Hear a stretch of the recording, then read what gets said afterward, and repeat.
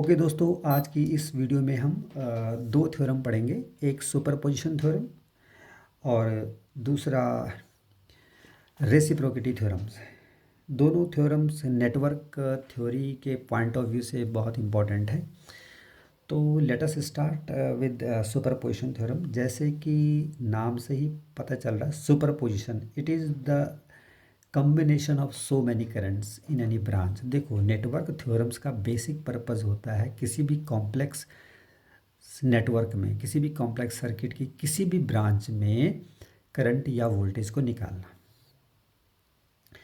अभी देखो, superposition theorem इस टेक्निक पर काम करता है कि सपोज करो कोई एक नेटवर्क है, उसके अंदर दो या दो से ज़्यादा वोल्टेज सोर्स या करंट सोर्सेस हैं।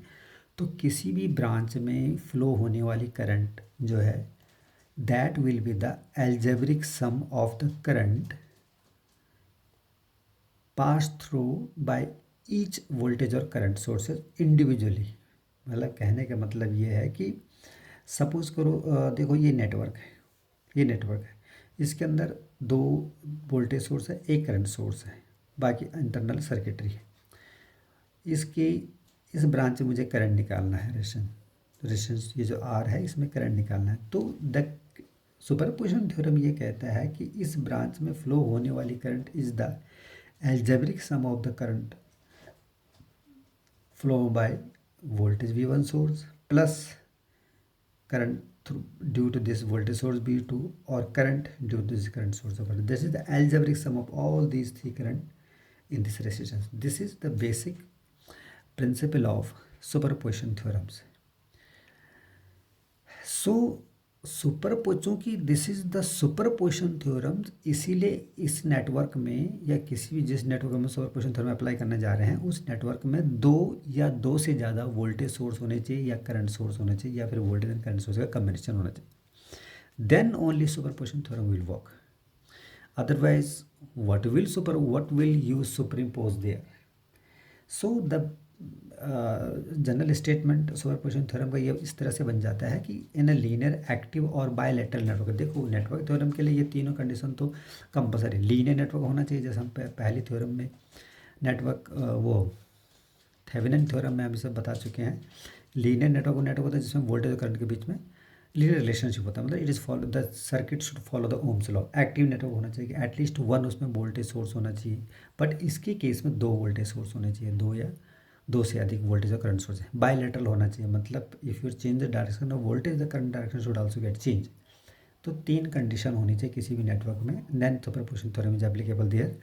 Then if that circuit is containing two or more EMF sources, then the total current in a branch, in any branch, is the algebraic sum of the current that would have been produced by each EMF source taking separately and all other resources replaced by their internal resistance. ये एक network है, इसमें दो voltage और एक current source है, इसमें current निकालना है। तो सुपरपोजिशन थ्योरम ये कहता है कि take one voltage source at a times. I have taken this voltage over a time and remaining two are replace by the internal resistance. इस सोर्स को मैंने इसके इंटरनल रेजिस्टेंस रिप्लेस कर दिया, इसको इसके इंटरनल रेजिस्टेंस रिप्लेस कर दिया। चूँकि इसका इंटरनल रेजिस्टेंस जीरो है, इसलिए इसको शॉर्ट सर्किट कर दिया गया है। Then I apply the Ohm's law, whatever theory or whatever theorems I am applying, I am going to find the current in this branch. Suppose करो इसमें current I1 इस direction में flow हो रहा है। Now consider the another voltage source. इस समय इस मैंने करंट सोर्स को कंसीडर किया है, इसकी जगह मैंने इसका इंटरनल रेजिस्टेंस रख दिया है और इसकी जगह इसका इंटरनल रेजिस्टेंस रख दिया। सो अब now apply the Ohm's law, what theorem you are applying, find the current in this branch. Suppose करो इसमें I2 करंट फ्लो हो रही है, इस डायरेक्शन में फ्लो हो रही है। Now there is another source also, take this source and replace other sources by their internal resistance. Now find the current in this, suppose करो the current is in this direction. तो total current in this resistive branch will be I1 plus I2 plus I3। चूँकि this is the algebraic sum and the direction of current I2 is opposite to the I1 and I3, so it will be I1 plus I3 minus I2. So this will be the total current in a branch of any network. So इसी को हम थोड़ा सा और explanatory तरीके से समझते हैं। यहाँ पर एक वोल्टेज सोर्स है, इसका इंटरनेशनल R1 है, ये वोल्टेज सोर्स है A2, इसका इंटरनेशनल R2 है, and we are going to find the current in this resistance in this branch.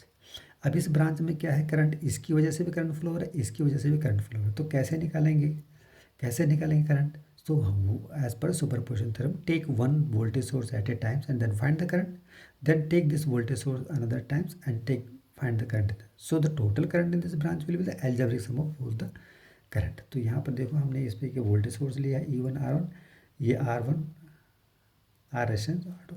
Now apply the Ohm's law and find the current in this branch. तो इस तरह से हमने इसको current निकाला है, I1 is equal to E1 divided R1 plus R2 R divide R2 divided R2 plus R, this you can easily find the current in this. और इस तरह I1 is equal to the final current is E1 R2 divided R1 R2 plus R1 R plus R2 R। This is the current in this branch. Now in this branch, now take the another source. अब मैं इस voltage source को E2 को लेता हूँ और इस voltage source को इंटररेशन से रिप्लेस कर दिया। Now find the current in this branch. इस तरह से हम जब करंट निकालते हैं तो ये करंट इसकी वैल्यू, तो total current in this branch है, क्योंकि डायरेक्शन दोनों की सेम है, so the total current will be I1 equal to I1 plus I2, so the current is E1 R1 plus E2 R1 divided by R1 R2 plus R1 R plus R2 R। This is the total current. This way we can find out the current in the branch using the superposition theorems. अब superposition theorem is one of the easiest way to find the current in any branch, but इसकी कुछ limitations है। Limitations ये है कि this is applicable to the circuits only where equivalent series और parallel combination can be found of the circuits, then only you can find out. Secondly क्या है कि इस थ्योरम की मदद से हम क्या करते हैं, पावर डिसिपेशन। अगर मैं इस थ्योरम की वजह से करंट निकालूंगा फिर इसके अंदर पावर डिसिपेशन निकालूँ तो नहीं निकलेगा, because power dissipation is a non-linear parameters and we cannot consider the non-linear parameter using this superposition theorem. And third is that कि we have already told this कि एक्टिव सर्किट जो है linear होना चाहिए, सर्किट एक्टिव तो खैर होना ही चाहिए, यहाँ पे double active, at least double active होना चाहिए, दो वोल्टेज सोर्स होने चाहिए कम से कम, और बायलेटरल होना चाहिए, then only this theorem can be applied. So this was all about are the superposition theorems. Now the thing is that next is the reciprocity theorem. This is also very common, a very simple way of finding the solution of any branch of any network to find the current or voltage. So actually reciprocity theorem is not meant to find the current or voltage in any branch. It is just a statement saying that the reciprocity is applicable दिया। Reciprocity की मतलब suppose करो कि किसी voltage source की वजह से किसी ब्रांच में करंट फ्लो हो रही है, तो अगर मैं उस वोल्टेज सोर्स को उस ब्रांच में लगा दूं, करंट वाली ब्रांच में, तो सेम करंट उस ब्रांच में फ्लो होगी जहाँ पहले वोल्टेज सोर्स है। तो दिस इज द रेसिप्रोसिटी। तो थिंग इज दैट कि if current I1 is caused in a branch A B, suppose करो ये वोल्टेज, ये नेटवर्क है हमारा, ये वोल्टेज सोर्स है, इसकी वजह से इसमें इस ब्रांच में I1 करंट फ्लो हो रही है। तो अगर मैं इस वोल्टेज सोर्स को यहाँ लगा दूँ तो यहाँ भी फिर I1 करंट फ्लो होने लग जाएगी। I have replace the voltage source, तो करंट I1 तो this I1 should equal to this I1।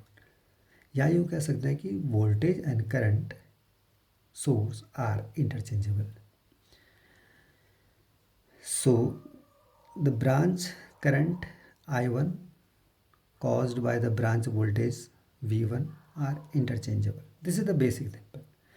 So अगर आपको किसी ब्रांच में करंट का पता है और वोल्टेज सोर्स हमें पता है, तो उस करंट वाली ब्रांच में वोल्टेज सोर्स लगा दो, you will get that amount of current in that branch of voltage, जहाँ वोल्टेज लगा हुआ था उतनी करंट वहाँ फ्लो होना शुरू हो जाएगी।